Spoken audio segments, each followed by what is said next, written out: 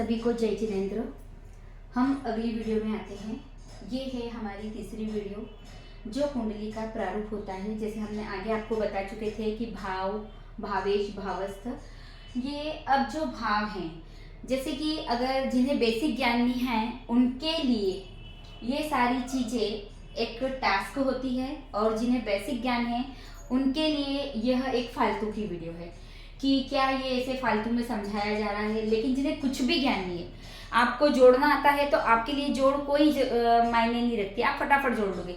लेकिन जिन्हें जोड़ना नहीं आएगा तो उन्हें पहले अंकों की जानकारी बतानी पड़ेगी, फिर बताना पड़ेगा कि 2 और 2 जोड़ोगे तभी वह 4 होंगे। तो उसी प्रकार यह वीडियो जो है, अब हमने यहाँ पर ये जो भाव कहे थे, ये 12 भाव है।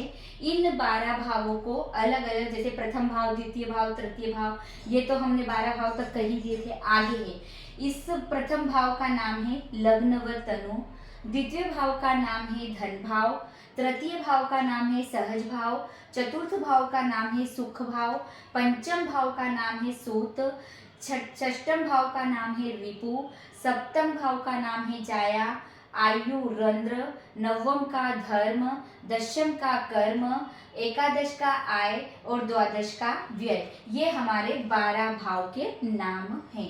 अब इन 12 भाव की जो ये तो नाम हो गए।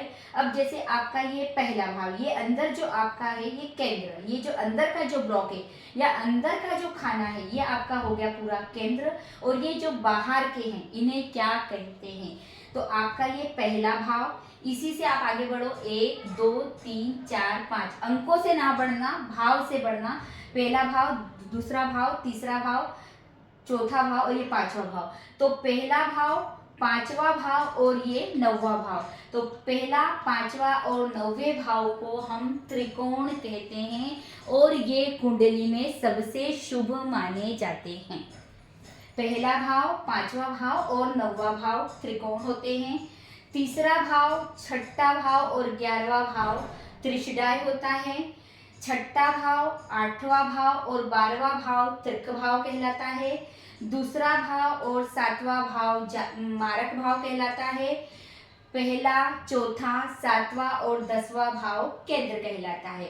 अब इन ग्रहों में या इन भावों में जो राशियां बैठी होती, जैसे मान लो यहाँ बैठी आपकी सूर्य, यहाँ बैठ गए आपके चंद्र जी, यहाँ बैठ गए आपके शनि जी। अब जब यहाँ ये बैठते हैं तो कैसे देखते हैं, ये है इनकी दृष्टियां। मतलब सूर्य जहां भी विराजित होगा या चंद्रमा जहां भी विराजित होगा या बुध जहां भी विराजित होगा, शुक्र जहां भी विराजित होगा, उस जगह से या उस स्थान से वह अपने 7वें घर को देखता है। वहां से आपको 7वां घर गिनना है। जैसे मान लो सूर्य यहाँ विराजित है, इसका 7वां घर कौन सा हो गया? ये वाला। 1 2 3 4 5 6 7, चंद्रमा का 7वां घर ये हो गया। तो सूर्य, चंद्र, बुध और शुक्र, इन्हें सिर्फ एक दृष्टि दी गई है और वो है आपकी 7वीं दृष्टि।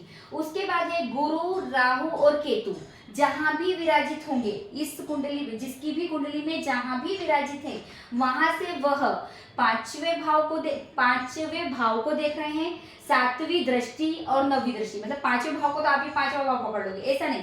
जैसे मान लो गुरु यहाँ विराजित है तो इसका 5वां भाव कहाँ हो गया? पहला, दूसरा, तीसरा, चौथा, 5वां, इस 5वें घर को देख रहा है।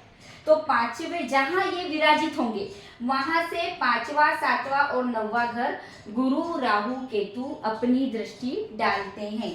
मंगल अपने घर से चौथा, 7वां और 8वां, शनि तीसरी, 7वीं और 10वीं दृष्टि से देखता है।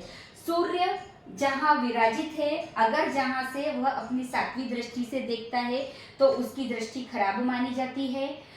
राहु, केतु, शनि की दृष्टियां भी खराब मानी जाती है। वे जहां बैठते हैं वहां सही है और जहां वह दृष्टि डाल रहे हैं वहां उनकी दृष्टि खराब मानी जाती है। लेकिन वह कभी अपने ही घर को देखते हैं। मान लो और गुरु जब देखता है तो जहां बैठता है वहां इतना अमृतमय नहीं है, लेकिन जहां दृष्टि डाल रहा है, जैसे गुरु यहाँ विराजित है तो इस भाव में इतना अमृतमय नहीं है, इतना अमृतमय इस भाव में नहीं है, बल्कि इसकी 5वीं दृष्टि इस भाव में है, तो यहाँ से वह लाभ पैदा करेगा। यहाँ से उसको आय मिलेगी जहाँ इसकी दृष्टि होगी। तो गुरु की दृष्टि, बुध शुक्र की और चंद्रमा की दृष्टि, इनकी दृष्टियां शुभ मानी जाती है।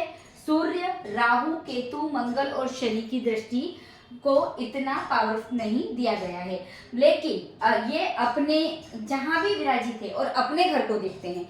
मान लो शनि यहाँ विराजित है और यहाँ पर आपका 10वां भाव है, ये 10 राशि लिखी, मतलब मकर राशि है, यानी यहाँ का स्वामी कौन हुआ? शनि। तो 10 अंक अगर इसमें लिखा हुआ है, 10 अंक इसमें लिखा, तो शनि की मतलब वो कौन है? राशि कौन सी है? मकर और कुंभ। तो यह अपने घर को देख रहा है, तो अपने घर को देखने पर ये अपने घर का बिगाड़ा नहीं करेगा, मतलब यहाँ यह अशुभ दृष्टि नहीं डालेगा। तो ऐसे ही आपको आगे और समझाया जाएगा। दृष्टियां वापस समझ लो। सूर्य, चंद्र, बुध, शुक्र की एक ही दृष्टि होती है, 7वीं। गुरु, राहु, केतु की 5वीं, 7वीं, 9वीं। मंगल की 4थी, 7वीं, 8वीं और शनि की 3री, 7वीं, 10वीं, अर्थात 7वीं दृष्टि सब में कामन दृष्टि है। जय जिनेंद्र।